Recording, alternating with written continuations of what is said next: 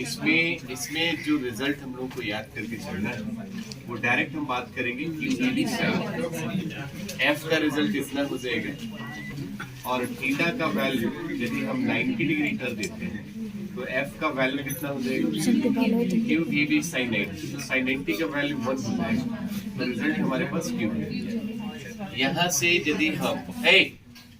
यहाँ से यदि हम b की वैल्यू फाइंड आउट करें तो f पाई में क्या हो जाएगा kv हो जाएगा। फोर्स के लिए न्यूटन देते हैं, चार्ज के लिए कूलम और ये हमारा है वेलोसिटी तो मीटर पर क्या हो जाएगा। बट इस चीज को देखें तो इसका ऐसा यूनिट टेस्ला होता है जो निकोला टेस्ला के नाम पे रखा गया था। इसको T से रिप्रेजेंट करते हैं अर्थात मैग्नेटिक फील्ड का जो SI यूनिट होता है वो हमारा क्या होता है टेस्ला। ये याद रख लेना है। तो B का फॉर्मूला हमारे पास क्या हो जाता है B का F पाई में कितना Q। ये चीजें याद रखेंगे। SI यूनिट क्या इसका होता है टेस्ला और एक टेस्ला में इतना चीज होती है ये आपको याद रख लेना है, ठीक है ना। इसका सीजीएस यूनिट जो होता है गॉस होता है और एक गॉस में 10⁻⁴ टेस्ला। इसका सीजीएस यूनिट याद रखेंगे। सीजीएस यूनिट जो है सीजीएस यूनिट फॉर B के लिए वो याद रखेंगे गॉस होता है। क्या होता है गॉस और एक गॉस में 10⁻⁴ टेस्ला होता है। इस बात को याद रखें। कई दफा क्वेश्चन यहाँ से एक टेस्ला पूछ देता है तो माइनस इधर आएगा तो क्या होगा 4 गॉस होता है। तो एक टेस्ला में 10⁻⁴ गॉस होता है और एक गॉस में 10⁻⁴ टेस्ला होता है। तो कुल मिलाकर के हम बात करें सीजीएस यूनिट की और एसआई यूनिट की मैग्नेटिक फील्ड का तो आप यहाँ से बता सकते हैं। एफ का फॉर्मूला ये कंसेप्ट आपने याद रखिएगा। फोर्स के बाद हम बात करते हैं motion in a magnetic field. तो जब बात करें हम किसी चार्ज पार्टिकल का यदि वो यूनिफॉर्म इलेक्ट्रिक फील्ड में मूव कर रहा है किसमें करता है यूनिफॉर्म इलेक्ट्रिक फील्ड में तो याद रखेंगे उसका रिजल्ट जो होता है उसका जो पाथ होता है वो पैराबोलिक होता है। कैसा होता है पैराबोलिक। आपको याद होगा 2 प्लेट हमने बनाया होगा चार्ज को उसमें एक्सेलरेट कराए होंगे तो कुछ ऐसे ग्राफ बना होगा जिसका रिजल्ट हम लोगों ने y = kx² लिखा होगा। y = kx²। मैथ कहता है y = mx²। m कांस्टेंट था, यहाँ फिजिक्स में k भी क्या है कांस्टेंट। तो kx² यहाँ होता है खास करके जब हम बात करें कि यह किस तरह के पाथ को फॉलो करता है तो यह पैराबोलिक पाथ को फॉलो करता है। कब जब किसी चार्ज पार्टिकल को आप किसी यूनिफॉर्म इलेक्ट्रिक फील्ड के अंदर रखें और उसमें वहां से उसको एक्सेलरेट कराएं तो उसका पाथ जो होता है कैसा होता है पैराबोलिक होता है। ये बात हम कब पढ़ रहे थे यूनिफॉर्म इलेक्ट्रिक। लेकिन एक चीज यदि हम किसी यूनिफॉर्म मैग्नेटिक फील्ड की बात करें तो मैग्नेटिक फील्ड में वो क्या करता है सर्कुलर पाथ बनाता है और सर्कुलर पाथ आता है तो आपको याद होगा हम उसमें mv²/r को QVV से क्या कर देते हैं बैलेंस जब रहेगा तभी वो ऑब्जेक्ट उसमें क्या करता रहेगा रिमूव करेगा क्योंकि that magnetic field provide necessary centripetal force और वो सेंट्रीपिटल फोर्स कितना होता है mv²/r। यहाँ से आप यदि बात करें mv²/QVV साथ में sin theta = 90 degree so QVV only हो जाएगा। तो mv²/r यहाँ से आप r निकालते हो रेडियस जहाँ अच्छा यहाँ से आप कुछ काट भी तो सकते हो ना v से स्क्वायर कट जाएगा तो r का वैल्यू कितना हो जाएगा mv में कितना QV। ये बात याद रखिएगा कई बार पेपर में आया हुआ कि the path of the radius of the charge particle in which it revolves. तो रिवॉल्व करता है तो उसका रेडियस कितना है तो ये आपको याद रखना है। r का वैल्यू हम चाहे तो इसको ऐसे भी लिख सकते हैं q/m करके इनटू में क्या बाबू b करके। यहाँ पर इस q/m को स्पेसिफिक चार्ज याद रखिएगा। इस Q का नाम क्या रखा गया बाबू स्पेसिफिक चार्ज। और याद रखेंगे इलेक्ट्रॉन का स्पेसिफिक चार्ज कई बार पूछा गया है ये 1.8 × 10⁻11 कूलम पर केजी। आपकी बार का जो वो बोर्ड मॉडल वाला क्वेश्चन आया था उसमें पहला क्वेश्चन ही है पहल का नहीं पहल E का वैल्यू कितना हो जाएगा 1.8 × 10⁻11। ये चार्ज है और ये क्या है मास। तो चार्ज का वैल्यू होता है इलेक्ट्रॉन पर -1.6 × 10⁻19 कूलम जबकि मास हो जाता है 9.11 10⁻31 केजी। दोनों को यदि हम इवैल्यूएट करते हैं तो रिजल्ट हमारे पास 1.8 10⁻11 कूलम पर केजी आता है। ये स्पेसिफिक चार्ज के नाम से जाता है। ये आर का वैल्यू यहीं पर हम आर निकल जाता है तो फिर भी निकाल लेते हैं तो यहाँ से हम भी निकाल सकते हैं। यहाँ से जब आप भी निकालते हो तो ये रिजल्ट इससे मल्टीप्लाई करेगा तो कितना हो जाएगा QVR कितना हो जाएगा बाबू QVR बाई में कितना हो जाएगा ये हमारे पास क्या हो जाएगा वेलोसिटी। वेलोसिटी का फॉर्मूला हमारे पास कितना आ जाता है, QVR बाई में कितना m, जहाँ m हमारा क्या है, मास। यहाँ पर हम ये भी बता सकते हैं कि जो चार्ज पार्टिकल किसी सर्कुलर पाथ में रिवॉल्व कर रहा है तो उसका टाइम पीरियड कितना है। तो आपको ये भी पता है टाइम का फॉर्मूला होता है, जैसे स्पीड का फॉर्मूला डिस्टेंस अपॉन टाइम, तो वहां से टाइम निकालोगे तो स्पीड डिस्टेंस में क्या हो जाएगा, स्पीड। तो डिस्टेंस के लिए हम कॉन्सेप्ट यूज करते हैं 2πr, स्पीड के लिए कितना, v। यदि आप 2πv करते हो तो एक तरह से r का वैल्यू आप यहां से नहीं उठा सकते, md बाई में कितना, q। कुछ कट रहा है तो काट देते, v से भी मर जाएगा, तो 2πm बाई में कितना हो जाएगा। अच्छा, किसी टेक्स्ट बुक में इसी टाइम का फॉर्मूला 2πm बाई में e भी लिखा है तो भी घबराने की जरूरत नहीं है, क्योंकि वहां पर इलेक्ट्रॉन है तो इलेक्ट्रॉन का चार्ज कितना e हम लेकर चलते हैं, तो e बाई e भी लिख सकते हैं। तो टाइम पीरियड निकालने के बाद आप काइनेटिक एनर्जी भी निकाल सकते हैं, विच इज 1/2 mv²। तो यदि आप काइनेटिक एनर्जी का वैल्यू निकालते हैं तो 1/2 कितना हो जाता है बाबू, m। कुछ भी निकाल सकते हैं, क्योंकि सब कुछ दिया है। पैरामीटर याद रखिएगा, रेडियस पहले निकालना होता है, फिर टाइम पीरियड निकालना होता है। आप चाहे तो एंगुलर फ्रीक्वेंसी भी निकाल सकते हैं, क्योंकि जब टाइम पीरियड निकल जाएगा तो फ्रीक्वेंसी भी निकल जाएगी। आप फ्रीक्वेंसी निकल जाएगा तो एंगुलर फ्रीक्वेंसी निकल जाएगा 2π म्यू करके, और mu is equal to 2π/t, और t का रिजल्ट आप जानते हैं। तो कुल मिलाकर के यदि कोई charge particle uniform magnetic field के अंदर मूव करता है तो उसका पाथ जो होता है यूनिफॉर्म सर्कुलर मोशन होता है, सर्कुलर होता है, और उसका radius, time period, frequency, angular frequency, velocity, specific charge सब हम लोग निकाल सकते हैं। ये तब की बात करते हैं जब मोशन में मैग्नेटिक फील्ड है। अच्छा, यही चीज यदि theta is equal to 0 degree ना हो, 180 डिग्री ना हो, थीटा कुछ हो, इनको छोड़ करके, तब वो हेलिकल पाथ बनाता है। किस तरह का पाथ बनाता है, हेलिकल पाथ। और हेलिकल पाथ में एक कांसेप्ट बताता है पिच। पिच का मतलब होता है जब ऐसे कंप्लीट ऐसे रिवॉल्यूशन करता है ना, तो जो हॉरिजॉन्टल डिस्टेंस है कंप्लीट रिवॉल्यूशन के लिए, वो that horizontal distance is called pitch. Pitch का कई बार यूनिट पूछा है, तो ये डिस्टेंस है, हॉरिजॉन्टल डिस्टेंस है। हॉरिजॉन्टल डिस्टेंस का यूनिट क्या होता है, मीटर। तो कुल मिलाकर के मोशन में मैग्नेटिक फील्ड, कंबाइंड फील्ड में हम समझ गए। अच्छा, कंबाइंड में आ जाए तो कंबाइंड में एक कांसेप्ट आप पढ़ते थे, वेलोसिटी सिलेक्टर। आपको याद होगा वेलोसिटी सिलेक्टर का मतलब क्या होता है। वेलोसिटी सिलेक्टर का मतलब जानते हैं क्या है, वेलोसिटी सिलेक्टर एक अरेंजमेंट है। वेलोसिटी सिलेक्टर क्या है, एक अरेंजमेंट है जिसमें चार्ज पार्टिकल को हम क्रॉस कराते हैं, और जिस फील्ड से वो गुजरता है उसको क्रॉस फील्ड कहते हैं। और जहाँ क्रॉस फील्ड लिखा है वहाँ थीटा का वैल्यू 90 था। और उसमें यदि हम वेलोसिटी की बात करें, समझिएगा ध्यान से, वहां पर यदि आप वेलोसिटी की बात करें तो E/v के बराबर होता है। याद रखिए, ये क्वेश्चन कई बार आपसे पूछा है, दिमाग लगाइएगा। v का फॉर्मूला कितना हो जाएगा, E/e, जहां ये होगा v का मतलब वेलोसिटी सिलेक्टर का वेलोसिटी, वो अरेंजमेंट जिसमें आप चार्ज को क्रॉस करा रहे थे, उस चार्ज की जो वेलोसिटी आएगी E/ क्या होगा।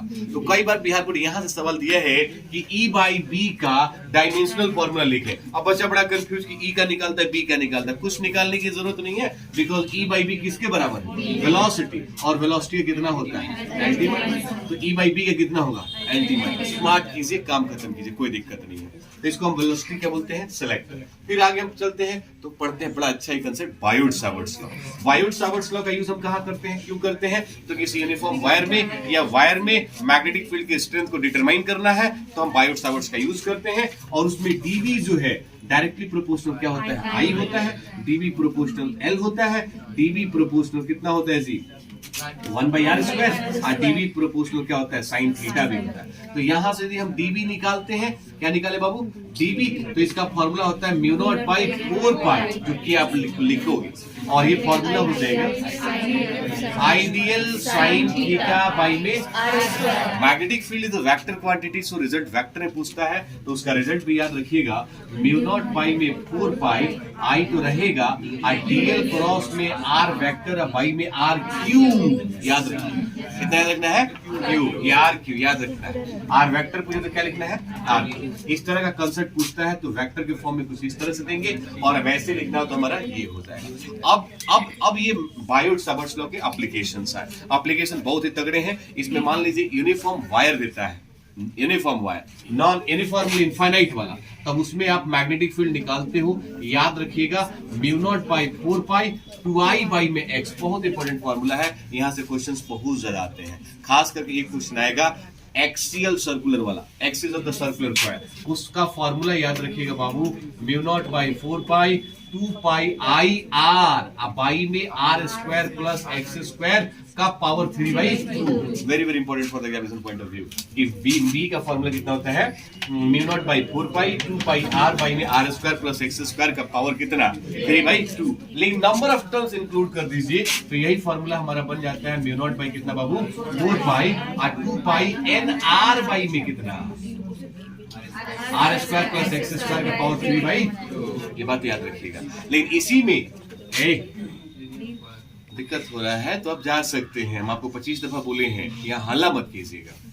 एट द सेंटर की बात करें, किसकी बात करें, एट द सेंटर की बात करें तो x का रिजल्ट कितना होगा, जब x का रिजल्ट होगा तो कहानी तो खत्म हो गई यहाँ से, तो यहाँ से आर स्क्वायर बचेगा, आर स्क्वायर से आप क्यू आर स्क्वायर से 2 क्या हो जाएगा, कैंसिल हो जाएगा, आर का पावर 3 बचेगा और ऊपर आप आर ही है तो खाली क्या हो जाएगा आर होगा ना, आर स्क्वायर होगा तो म्यू नॉट बाई कितना 4 पाई 2 पाई आई बाई में कितना।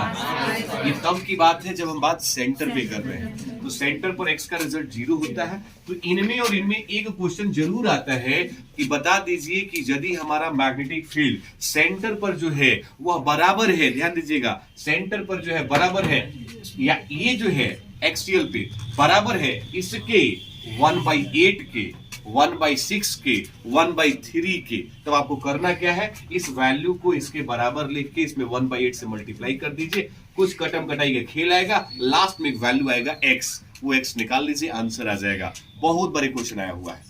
करना क्या है, इसको इसके बराबर लिख दीजिए और एक को 1/8 से क्या कर दीजिए मल्टीप्लाई। ये डिपेंड करता है कि क्वेश्चन किसका पूछा है, सेंटर का 1/8 पूछ रहा है या एक्सियल का 1/8 पूछ रहा है, दोनों को इक्वल कीजिए, किसी एक में मल्टीप्लाई कीजिए, जैसा क्वेश्चन कह रहा है उसमें से काटम कटाई कीजिए, एक्स का वैल्यू फाइंड आउट कर लीजिए। यहां से हमारा निकल जाए किसके लिए, मैग्नेटिक फील्ड 5 सर्वर्स का एक्सियल लाइन का। उसके बाद से आगे कौन से भैया, एसीएल, एम्पियर सर्क्यूटल लॉ।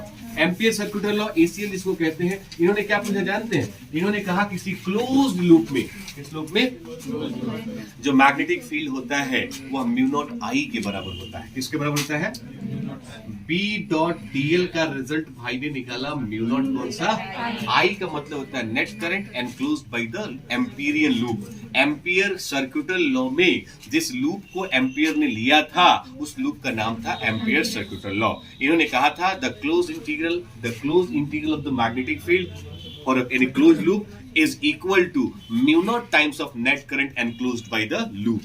माने mu naught को किससे मल्टीप्लाई कीजिए, I को, और इस I का मतलब क्या था बाबू, नेट करंट। I का मतलब क्या था, नेट करंट। इस बात को याद रखिएगा। और इतना कंसेप्ट कराने के बाद हमने प्रूफ कराया था, उसके बाद से तुरंत इसके 2 एप्लीकेशन पढ़े थे, एक सोलेनॉइड का और एक टोरॉइड का। सोलेनॉइड का मतलब समझ लीजिए थोड़ा सा, यहाँ से क्वेश्चन पूछा जा सकता है।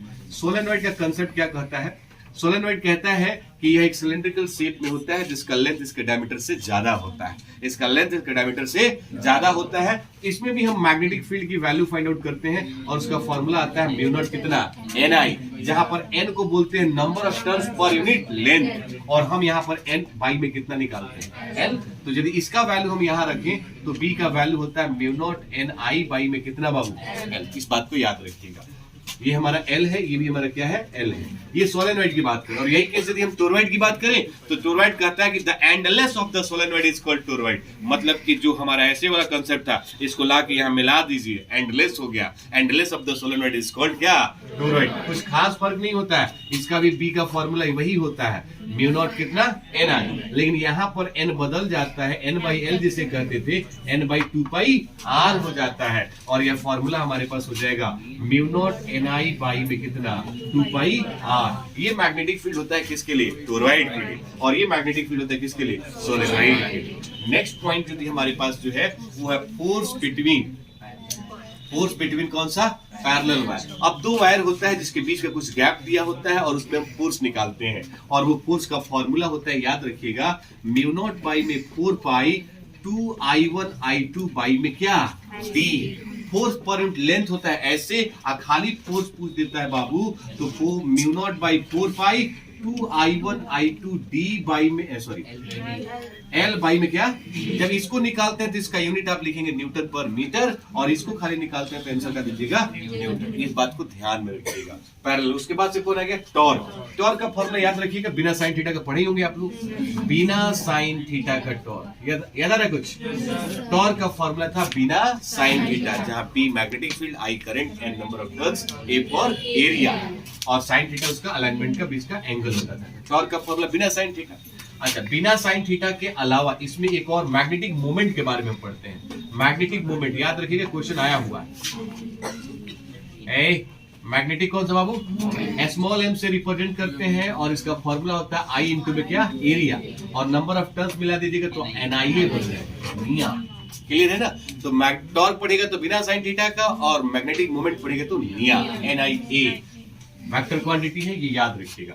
इसके बाद तुरंत हम बात करेंगे मुंशी जी के बारे में। मुंशी जी बोले तो moving coil galvanometer. Moving coil galvanometer में एक कंसेप्ट यूज किया था कि जितना डिफ्लेक्शन उतना ज्यादा करंट होगा। Means phi is directly proportional to I, phi is directly proportional to या I प्रोपोर्शनल टू phi, लिखा है ना। इसमें आपने एक करंट सेंसिटिविटी निकाली थी, एक वोल्टेज सेंसिटिविटी निकाली थी, एक एमीटर निकाला था, और एक बार वोल्ट मीटर निकाला था।